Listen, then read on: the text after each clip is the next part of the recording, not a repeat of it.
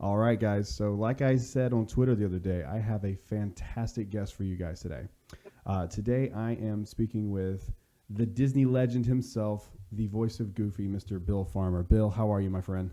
I'm doing fine, and Merry Christmas and Happy Holidays and all of that, too. You too, man. Did you have a good Thanksgiving? I had a great one. Ate too much, of course, but that's what you do. Absolutely. So, I definitely took advantage of the turkey. Well, yeah, me too. I ate an ungodly amount of turkey this year. It was insane. Before we start this, I would actually just really like to thank you so much for doing this. This means a lot to me, and it means a lot to my listeners and to my son, who I told you beforehand is a huge Goofy fan. So, oh, no problem at all. Glad you had me on. Glad you care. Oh, we all care, man. So let's just go ahead and we'll go in the order of the questions that I have here, and we'll just go. Sure. We'll knock these out, man.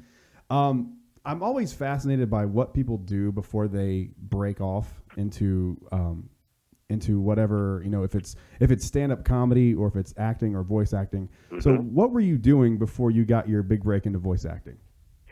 Well, my degree actually is in broadcast journalism, so I kicked around in radio for a number of years as not only the engineer, because I had an electronics background, but on-air, producing commercials, had an on-air playing records, regular DJ kind of shift.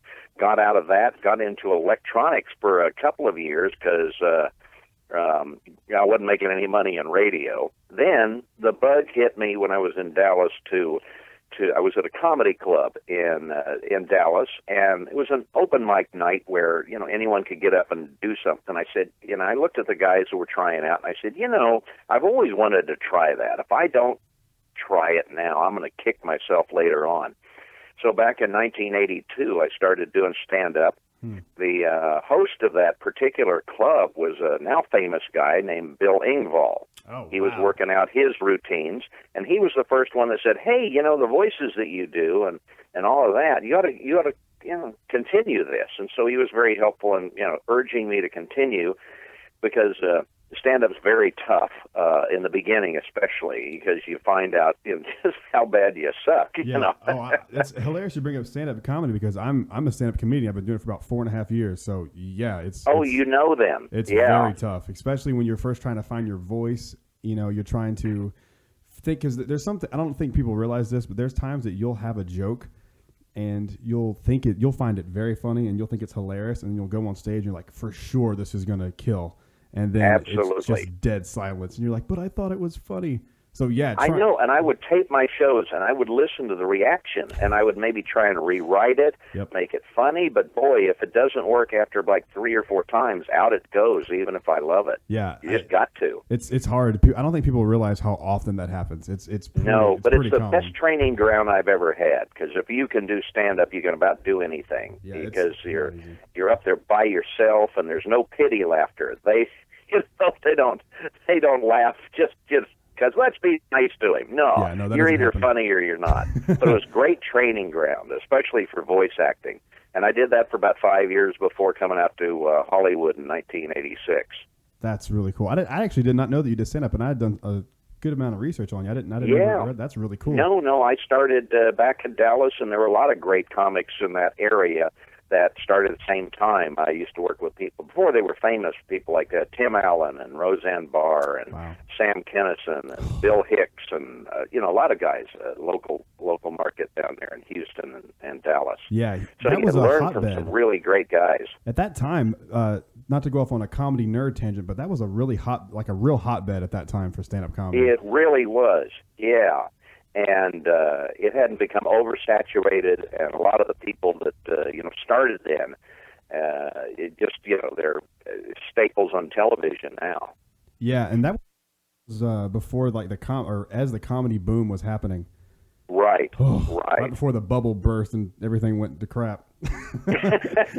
Yeah, so I did that from about 1982 until I started was actually doing the voice of Goofy, and Disney needed me and to stay in town and not go on the road. So I said, well, I'll give up the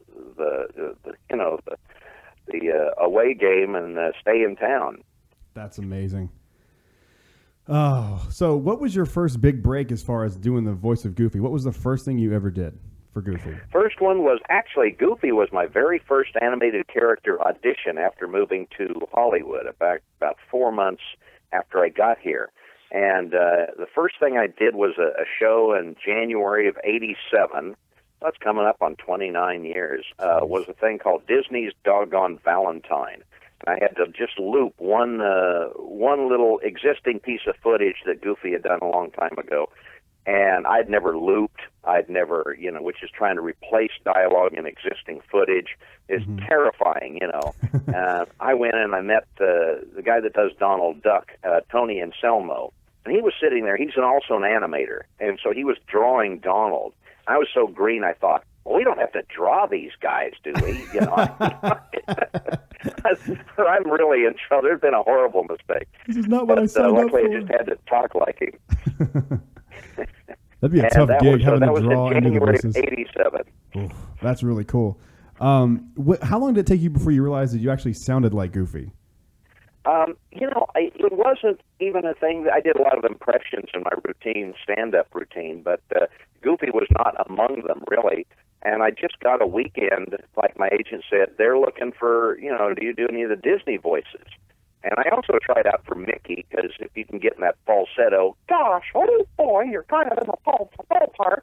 And, oh my God. So I thought I could do a pretty good Mickey, and the worst Goofy just kind of fell in the wheelhouse. And I tried that out after practicing over a weekend with a cassette of the original voice to voice match. And, I felt pretty good about the audition, but you never know. And folks, out of about 1,200 people that tried out, they seemed to have liked mine. Well, your voice of Goofy, man, it's so weird how it's. I grew up watching like a Goofy movie and a lot of the Goofy shorts, especially like on Disney Channel. They would redo a lot of the older Disney or the older Goofy shorts, like the How-To series. I remember watching those all the time, and it's shocking to me how much your Goofy voice sounds like the original one. Like it's. Well, yeah, we've kind of added to him over the years and kind of taken it a little bit different. But when I want to match the old voice, I can do that pretty well. It's nuts. Yours is what pops in my head now at this point, which is fantastic. Speaking of old Disney shorts, did you grow up a Disney fan, or was it just something you were like, oh, that's for kids? Well, when I was little, of course, I saw a lot of the classics and. Pinocchio and Dumbo, and Goofy was my favorite Disney character, but I only got to see him like on Sunday nights with The Wonderful World of Color. I wasn't an over Disney fan, I guess. I saw a lot more Warner Brothers stuff on television at the time, and so I kind of was more of a fan of that. But I loved Disney animation, but I just didn't get a chance to see it that much. Yeah, that's interesting. I think it's really cool that you ended up being able to voice your favorite character. Yeah, I was really lucky. I like I said, I grew up just absolutely loving Goofy shorts, and actually, Goofy movie is actually one of not only my favorite Disney films of all time, but it's actually one of my favorite films ever. When you guys were making that, were you guys aware at how like special and how what you guys were doing was going to be so important to a lot of people? I mean, you guys just did that D23 like reunion panel. Oh yeah. So I mean, I was wondering if you thought like when you were making that you're like, wow, 20 years down the line, people are still going to love this movie. No, not at all. I knew that it was kind of a neat deal that they finally gave one of the Fab Five, Mickey, Minnie, Donald, Goofy, and Pluto, a film, and it's the first time even Mickey Mouse hasn't done a full-length feature film. So they gave it to Goofy. And originally, it was going to be a Goof Troop movie based on the television series Goof Troop. They had a DuckTales movie based on that series. But it kind of took on a life of its own. And we worked on that thing. I recorded off and on that for about 2.5 years, which is a really long time. That is they a long wanted time. It kind of just changed into this buddy-buddy picture between Max and Goofy and became a lot more than it originally started out to. By the time it was wrapping up, I knew we had something pretty special, and I hoped people would like it. But I had no idea that 20 years later, people would be giving us a standing ovation by, getting the cast together at a D23 convention. That just totally blew me away. That was a really cool panel. I really love that. I know a lot of people were talking. It's so funny. A lot of people are talking about like Star Wars Land. I'm a huge Star Wars fan. We'll talk about that later. I'm a huge Star Wars fan, so like all the park stuff, I was really excited about. But when I saw the Goofy movie panel and that Power Line came out and sang Eye to Eye, I was like, this is the craziest thing ever. And that just fell into place. We didn't get hold of Tevin Campbell till about Wednesday of that week, and we did it on Saturday. That's crazy. And I did not get the chance to meet him when we were doing the original movie, so I had never met him until about 30 minutes before we went on stage. Wow. That's really cool. We quote Goofy movie all the time. My dad's favorite scene in that movie is when Bigfoot, we talk about this all the time, when Bigfoot puts on the headphones and starts dancing to the Bee Gees. Oh, that's a great one. That's a great, Frank Welker did the voice on that. That's amazing. He's comedy gold. I adore that movie. My friend, who's also a comedian, Ben Jones, you're welcome. He wanted me to say something to you about that. We talk about Goofy movie all the time. So there you go, Ben. There's your shout out. I love another show of yours Goofy movie was a movie, obviously, but you guys did one of the most crazy things ever. You guys rebooted the Seven Dwarfs. Yeah, with a 7D. 7D. I love the show. It's really funny.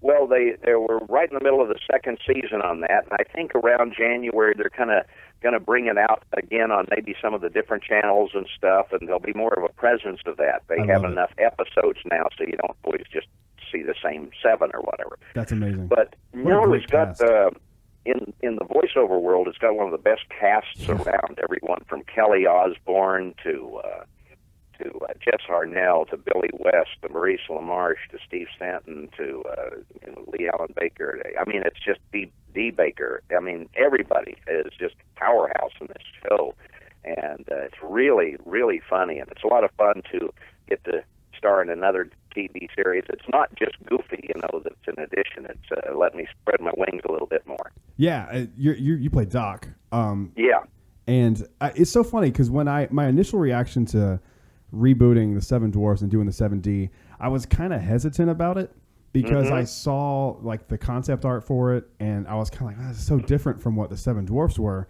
And then when I saw the voice cast, I was like, oh, okay, this is going to be fantastic. What was I was too. And Disney was a little worried about because the Seven Dwarves and of the traditional dwarves, I do the voice of Sleepy when they need that. So kind of on both casts. But you couldn't do this show with the traditional dwarves. That style of comedy is different. Mm-hmm. And this is the Saturday morning, more slapstick kind of stuff. It works better with this reboot because there's no Snow White. It's in a different, a place called Jollywood. So it's kind of a parallel universe, if you will. And they both work, but for different reasons. And this is a hilarious show. It's really, really funny. And with that cast, I'm really proud of it. It's a fantastic show, and I urge anyone who has not checked out the 7D to absolutely go check it out. It is the most underrated Disney show of all time. It's fantastic. And a lot of people haven't seen it yet, and when it gets out there, I know it'll be one of the favorites because it's really well written and really funny. And also, people I know kind of get upset, redoing the dwarves and everything, but as I say, you're never going to match Snow White and the Seven Dwarfs. Yeah. So don't even try. Yep. You can do a different interpretation of them, and it stands on its own legs. But if you used the original dwarves, you'd have to kind of change the personalities of all the dwarves, and that wouldn't work. You've got to remain true to the original movie as well as to this one. So they have slightly different personalities, but it's a different time, and it's for a different audience. Well, you guys knocked it out of the park. That show's absolutely fantastic. Like I said, but again, check it out. Give it a chance. If you're kind of hesitant about it, don't be. It's fantastic. No. Like I told you before we started recording, that this is primarily like a Disney Parks podcast, but it's kind of evolving into all things Disney. So I have to ask you, because I asked Jim Cummings when he was on the show, what is your favorite ride at either Disneyland or Disney World? I've always liked the fast ones. I, of course, like Space Mountain, Tower of Terror, and Walt Disney World. the rock and roller coaster, those kind of things I really, really enjoy. The, California Screamin' down at California Adventure. But I also like a lot of the old ones. I always loved. I do not go to Disneyland without at least riding Pirates once and the Haunted Mansion. I love you. I fell in love with you even more just now after saying that, because those are my two. Haunted Mansion. Anyone who knows me knows that Haunted Mansion has been my favorite attraction since I was a kid. I absolutely love it. And we were actually at Disney World last. Oh man, we went like 8 times last year. We got a little crazy. We bought annual passes and we were out there a lot. And we were actually down. We were there when Pirates. This is at Disney World when Pirates of the Caribbean was under refurbishment. And there's just something about being there and not riding that ride that just doesn't feel right when you leave. Yeah, it's just not complete without that. And really of course, Indiana Jones too. I love really, a lot. I got to be at the premiere of that. Ooh. And so, I got to, see Eisner there and, they're riding in the car in front of me. That was kind of a special thing. That's really cool. And that's a great ride. I have not been to Disneyland yet. I'm trying to find a way to go out there soon. I'm really, really excited about all the stuff they're doing for the 60th, and I really wish I could make it out there, but it's not looking likely. If you've only been to Disney World and you come to Disneyland, a lot of people think, oh, it's so small. But that was, no one had ever done a place like that. Mm-hmm. And that was 1955, and they didn't know what this would become. So the land around it got all bought up and everything. They couldn't make it bigger. Yeah. So that's why they had to get all the land in Florida so that they could fulfill what they wanted to do. Yeah, that was the whole point of Disney World. There's also a charm at Disneyland because it is the first that is kind of unique to that park. I keep hearing that, and I'm a huge. I mean, obviously, I do a Disney podcast, so I'm a huge Disney fan. But there's something about Disneyland that just seems more. I've never been, so this is all just kind of me, kind of building it up in my head. But I think there's something about Disneyland where that being Walt's park, and that was what he intended it to be at that time, and just being there where he actually was. He had such a legacy. I can tell you one story. We were down there doing remotes from radio stations. Were there for, I can't remember what attraction it was, but I had early morning stuff for the East Coast, and then I had a break like 2 or 3 hours until I could do some afternoon. So I didn't have any, thing to do. And I said, God, I'm so tired. I really need to take a nap. And they said, well, let's see. Well, maybe we can use Walt's old apartment, which is above the fire station. Wow. And I said, oh, wow. So they had, a woman with me who was kind of chaperoning, make sure I didn't take stuff or something. And I got to sleep like in Walt's bed in his apartment that he had when they were building the place. And it's still outfitted with the same things that the little kitchenette, one of those old Edison disc, the cylinder players, like the Thomas Edison made. It's all that stuff still up there, and it's kind of been kept the way it was from those days, and it's got a kind of a neat vibe to it. You almost feel like Walt's walking around there. That's insane. That is a great story. That's an insane story. That's really, really cool. Wow. I don't know how we can top that. We all know that you do the voice of Doc on the 7D, you do Goofy, and you actually, I don't know if everyone knows this, but you actually do the voice of Pluto as well. Oh, absolutely. Whenever Pluto's barking, whoa, whoa, it's me. That's so cool. But what voice can you do that would surprise most people? Let's see. Well, some of the lesser-known ones. I'm the kind of the original voice of Horsecollar. He didn't have a voice till we had him in Prince and the Pauper. And his voice was actually a mixture of Jim Backus and Ben Stein. And I've done Horace for just about as long. Most people don't know that.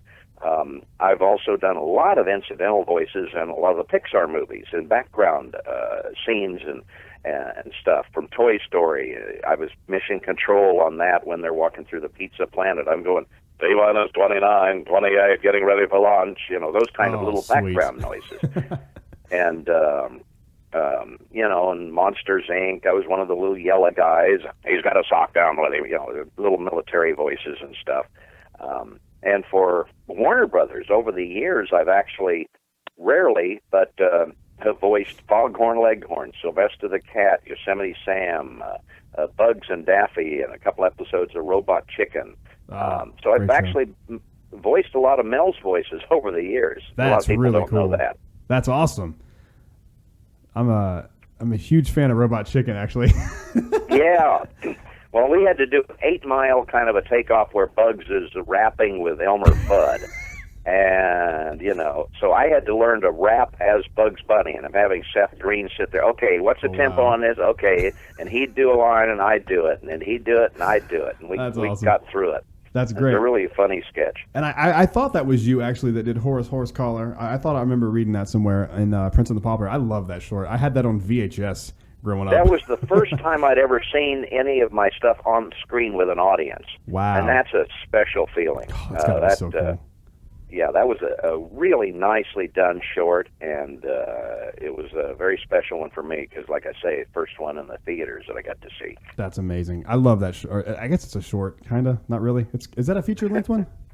It's about 20 minutes. Okay, yeah, this is a short. I haven't watched it in a while. I saw my son watching it the other day on Netflix, and I was like, whoa, that's so cool that that's still there. What advice would you have for someone who is thinking about getting into voice acting? Me. Well, I've been teaching students across the country via Skype for years now, and private lessons here. And I learn a lot by teaching students. And what I've learned that most people do wrong is that they think of this as someone says, oh, someone said I got a great voice, I should be a voice actor. Well, that's great, you have a good instrument. But giving someone a great guitar doesn't make them a great guitarist. You have to learn how to use it. Mm-hmm. It's the acting in voice acting that's the most important. It's giving a soul to the character. And so anyone that wanted to get into this, I'd say take acting lessons, whether it's a microphone or a camera or you're on stage. It's all acting. It's all performing. And it's got to come from within you. And different techniques, but the same basic thing. You're an actor, not just someone doing funny voices. That's interesting. And I think a lot of people don't really think about it as acting, just because I always tell people this. I think it kind of relates back to the stand-up conversation we were having a little bit ago. But I think people think when it comes to just talking, that it's easy to do, which is why I think a lot of people think that they can be comedians. Because they're just talking, and you're like, no. It's not just talking. You have to think about it. You have to channel certain things. Even I think to some degree, I think stand up is a little bit of acting because you have to go up there and act like you've never said your jokes before. It is. You are. You're getting into role playing. You're playing. And then my wife said, "Oh, honey, come to bed." And you take on that character and you do that. And I always remember the guys that would come in and I'd say, what kind of material you do? He says, well, I just kind of wing stuff. Yeah, okay. That'll go well. Let's see how that works. Yeah, I'm sure that'll go well for you. You can't depend on that. Yeah, that's not going to work. If you go up not prepared, I mean, you can ad-lib certain things. Like if you're getting heckled or something like that, you can manage that kind of stuff. But just going up blind is never. They'll learn real quickly. That's not the way to go. Yeah, it's the same argument where people are like, oh, I could beat that guy up. It's like, no, that's Chael Sonnen in the UFC. Don't pick a fight with that guy. He knows what he's doing, and you just ate wings. Okay, relax. Yeah, same kind of thing. Yeah. Is there a character that you love that you would like to do but you haven't had a chance to do yet? Oh, there's hundreds of them. Gosh. Of course, anything on The Simpsons. I've always been a big Simpsons fan. I haven't done any of those, but I would love to be on that show because of the cast, and I know most of them, and they're all great people. I did actually my first series, Goof Troop. Nancy Cartwright was one of the regulars in that. Yeah, wasn't she PJ's mom? She was actually Pistol. She played PJ's sister, younger sister. Yes. April Winchell played his mom. There you go. And any of the Simpsons characters. You just like to work to play. I would like to do some evil characters. I did a video game a long time ago where I was the Emperor Palpatine from one of the Star Wars things early on. So I got to be evil in that. That's fun. And I did some other video games where I was like Satan's dog or, Satan and stuff like that, or a zombie. And you get to do all sorts of things, elves and gremlins and all sorts of things. But you just like to play. You like to work. And what the role is, the more weird the role, probably the better. Do you find that, like, this is going off a little on something you mentioned a second ago? Is it harder to do a video game than it would be just like if you just had a script to read for like a TV show? Is that more complicated? It's not more complicated, but it's usually much longer because, a video game can have thousands of lines, and they aren't linear. In other words, if the player goes left, there's a whole set of instructions and lines that he does over there. If he goes right through the other tunnel, there's a whole bunch of stuff there. You don't get a linear sense of the story when you're doing that. It's just lines, and more cartoons are getting like that. We don't do them in a linear fashion. We just do lines, and without the other actors, it's kind of theater of the mind. You have to imagine what they're saying in your head and react to that. I like working, of course, with other actors in the room, but definitely with video games, that's rarely possible.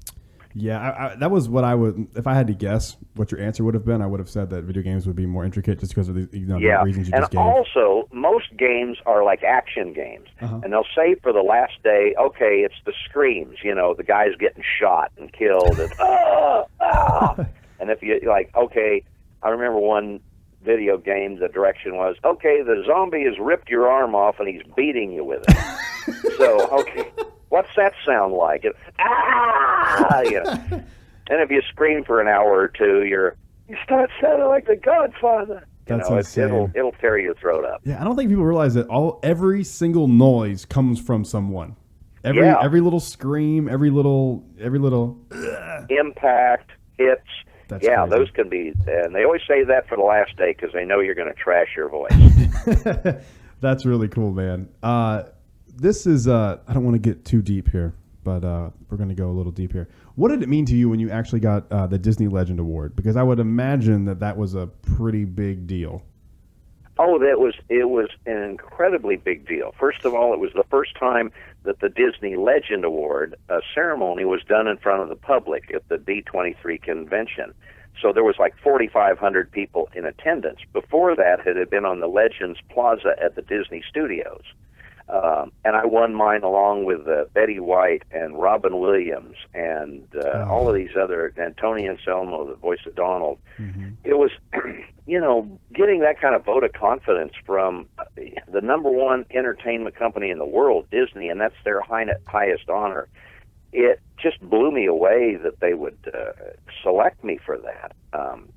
It was just, it was mind-blowing. I still can't believe it, And we got to put our hands in cement on the stage there, and they turned that into a bronze plaque, which is on the Disney Plaza in front of the Team Disney building with all the dwarfs holding up the roof, and all those great people with Dick Van Dyke and Julie Andrews and all the other people that have come along to be Disney legends. It's such an honor to be in that kind of great club, and since then I've been able to go to the Disney luncheons, and this last year they had, the two big names, or three really, Johnny Depp, George Lucas, and Danny Elfman got to be a Disney legend. So I got to go to the luncheon too, and during the thing, George Lucas said, that he based the character Jar Jar Binks on Goofy. Yeah. So I went up to him and said, "Gosh, I didn't know I had a cousin," and he laughed and stuff. And my son's a drummer and a musician, and I've always been a great fan of Nightmare Before Christmas, so meeting Danny Elfman was a real big thrill. That's awesome. But being in that little kind of elite club is a real honor.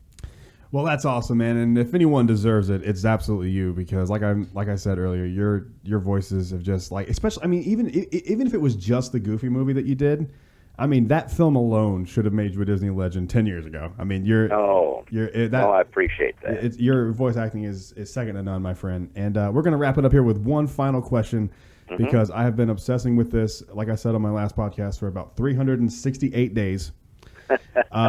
The Force Awakens comes out in just a little over 2 weeks. We are down to 15 days because I got tickets for the 17th. Losers. Oh, great. Get your tickets ahead of time, people. And I just wanted to know if you're a Star Wars fan, and B, if you are as excited as most people are about The Force Awakens. Oh, yeah. How can you not be a Star Wars fan this day and age? I remember the first time I lived in Kansas at the time where I grew up, in '77 when it came out, and you didn't know what this was. Oh, Star Wars, some space thing, and you go in and you're just blown away by something so new and so different. And having done a couple of the games over the years, I've been involved with it that way. And yes, I am very excited. I don't know what to expect, but I know it's going to be good. I did J.J. Abrams, you're not going to get better than that. I know, man. When I remember where I was for two major things when it came to Star Wars. I remember when I found out that Disney bought Star Wars, and then I remember where I was when I found out that J.J. Abrams was doing it. Because at first I was kind of reluctant because they were like, Disney bought Lucasfilm. I was like, uh-oh. And then I was like, they're like, J.J. Abrams is going to be directing Episode 7. And I was like, okay, that's awesome. Yeah. And then I remember seeing the trailer last Thanksgiving, and I was like, okay, this is going to be fantastic. We have nothing to worry about. And everything that keeps coming out about it just kind of furthers that thought that everything is going to be okay in the world of Star Wars. Oh, yeah. And someone had given me, not too long ago, a goofy Darth Vader, as Darth Vader. So that's the perfect... Maybe we could do that in an animated one, I am your father. I don't know if that works. But. I think it sounds awesome. They should absolutely do it.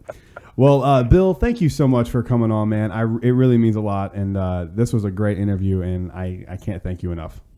Oh, it was my pleasure. I'm so glad you gave me a call, and I'm glad I had a chance to do this. Well, I appreciate it, man. Thank you so much.